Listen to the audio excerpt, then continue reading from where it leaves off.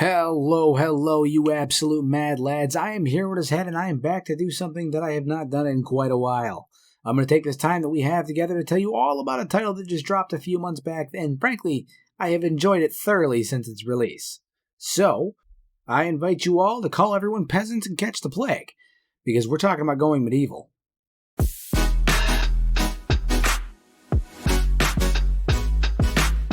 Alright, so right down to the facts, boys. Going Medieval is a colony-based simulator game released on Steam on June 1st, 2021 by developer Foxy Voxel. Sounds pretty hot if you ask me. The game is about helping a group of settlers survive during a deadly age of history. Unless, of course, you're me, and then it's more about digging massive underground cities and eating people, but more on that later. You can construct multi-story fortresses in a land that has been reclaimed by wilderness, defend against raids, and keep your villagers happy, and honestly, that's only scratching the surface of what it's about. So the idea of going medieval, as I stated, is to take a range of settlers who have survived some catastrophe and essentially rebuild a society that we can withstand an onslaught of raiders, hostile animals, and whatever else Mother Nature decides to whip at you. To start our journey, we begin at the main menu, where the first thing we're going to decide is how much we want to get shafted throughout our colony's lifespan. We can live a life of peace and rainbows, only ever dealing with environmental issues like snowfall, cold snaps, heat waves, good stuff like that. We can take standard difficulty, where, for the most part, it's not too bad. You will occasionally have to deal with religious zealots, neighboring colonies, cannibals, or bandits that will attack, but on the upside, they will get progressively harder, and you will have time to breathe in between. Or you can just say, fuck it, take the hardest difficulty, assume the position, and get ready because they're going to root you, and they're going to root you good. Afterwards, we get to choose our starting scenario. By default, you can either choose a group or a lone settler, which needs no real explanation. They will start with varying equipment and in different seasons, but you also have the option to create your own unique starts and decide how you want to jump into the world, which is really cool. Gives you a lot of chance for some really sick roleplay and adjustments without complex mods or anything like that. And don't get me wrong, the options they give you when you're making your own start are nothing to scoff at either. You can essentially decide everything from gender ratio, size, color, weight, religious preferences, give them ranges, all of it. Really detailed stuff that gives you the option to create a truly unique culture for your society to kind of follow. You also get to individually customize all of your settlers, from their names, to their appearance, to special traits and skills that they have. You can give them backgrounds, nicknames, and you can adjust their stats accordingly to design characters that are best suited for specific jobs.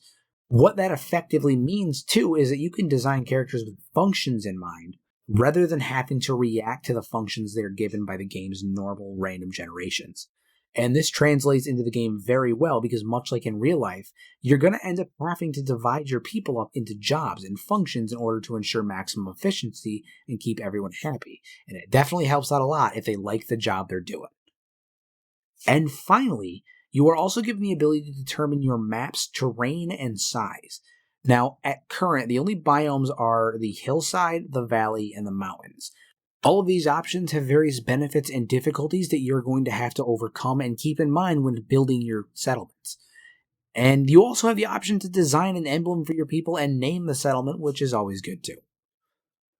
Now, before I get into gameplay, I do want to talk about the visuals for the game. The style is very simplistic, but honestly, it just works.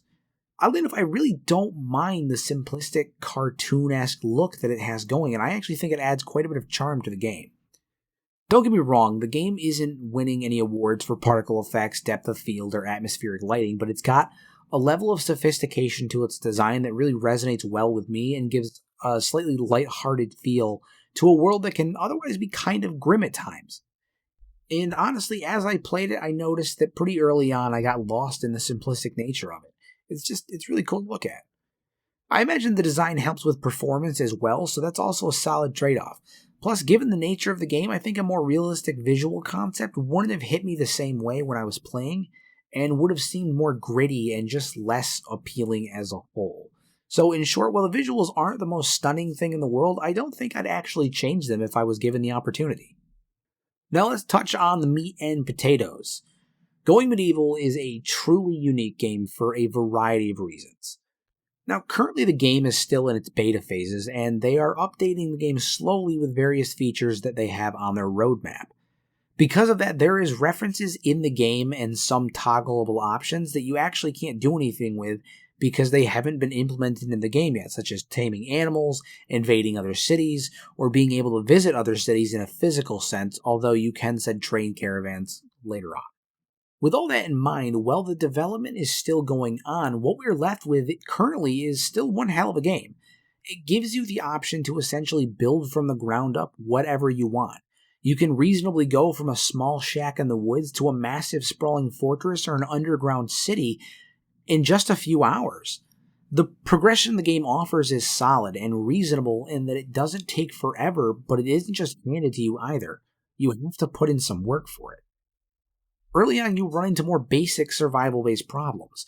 Weather is probably the biggest next to maintaining a food source, which you are going to have to hunt for early on if you can't research agriculture immediately. Sorry, vegans. You will have to balance your time between constructing a home to reside in so you don't freeze come the winter months, or hunting for food and gathering materials, all while still meeting the needs of your settlers, like their leisure and religious activities. Oh, and sleep, otherwise they will pass out on you. You see, one of the things I find most fascinating about going medieval is that the characters have defined personalities that you have to adjust to and ensure that their personal needs are met, otherwise they can become rebellious and refuse to work or even engage in activities that directly harm your settlement's progression.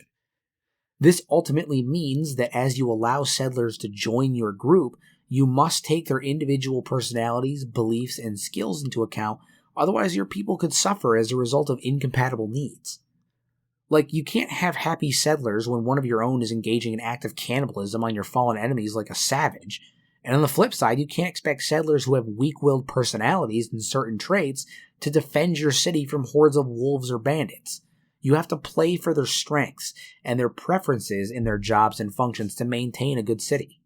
And as the city progresses later on, you get a better handle on people's functions, as well as engaging in research and other tasks to move throughout the research tree, which is where your new tech is going to come into play.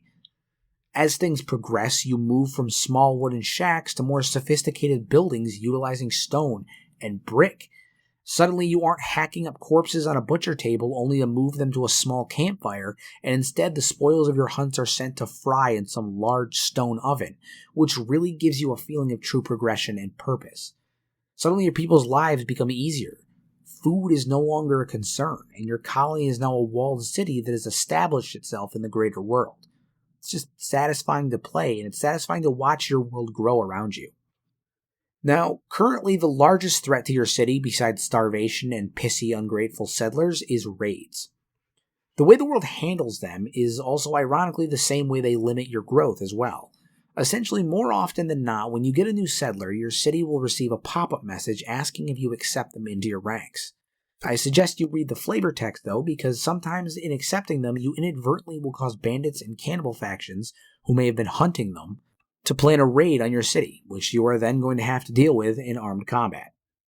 Now, the first thing I would recommend is just to select all of your people in combat. Just smash that draft button, because then you have full control and can coordinate them more effectively. Otherwise, you are left with AI decisions, and well, I don't think I need to explain to you why that's a bad idea. Combat is really self-explanatory, but nonetheless entertaining to watch and participate in. You can't rush one guy against 2 or 3 people, or you're going to get overwhelmed and they will get knocked down, or even worse, they're going to get killed, which is terrible for morale, watching your friends die and stuff. You have to place characters strategically and with thought, and that includes with your weapon choices as well, or else you're just going to get shafted. And my own tip, I personally recommend a decent number of archers. They're pretty great. Or you could do the adult thing and cower in a locker room until the bandits destroy some of your stuff and get bored and leave, because that can happen too. And while it's not the greatest option, I appreciate they gave you the option to act like a total bitch and actually survive. Really nice touch. Now, while the game is really fun, it does suffer from the fact that it just isn't complete yet. Don't get me wrong, what they have is solid and you're going to get some serious enjoyment out of it. But as of right now, the game is still in development, and after you reach a certain threshold, you are more or less just watching your city run itself, and occasionally killing and devouring your opponents for funsies. But with that being said, the roadmap they put out really does give me a good feeling about the future of the game. And I'm stoked to eventually be able to lay waste to other people's cities and do raids of my own. And tame animals so I can laugh at as a horde of my own wolves devour my foes, or create a legion of angry attack rabbits. I think the game is playable and has a ton of fun, but can eventually become hollow feeling due to the lack of endgame content at the moment. But I do believe wholeheartedly that as the game updates and more content becomes unlocked and playable, going medieval is going to turn into one of those unique powerhouses of a game that people just love for a really long time. Alright, everybody, that pretty much wraps it up. I hope you guys enjoyed. If you did, remember to like, comment, and subscribe. Go ahead and click that bell notification button, too. I've noticed that a lot of people aren't getting notifications for my videos as they drop, so smash those buttons there, and I will catch you all in the next video.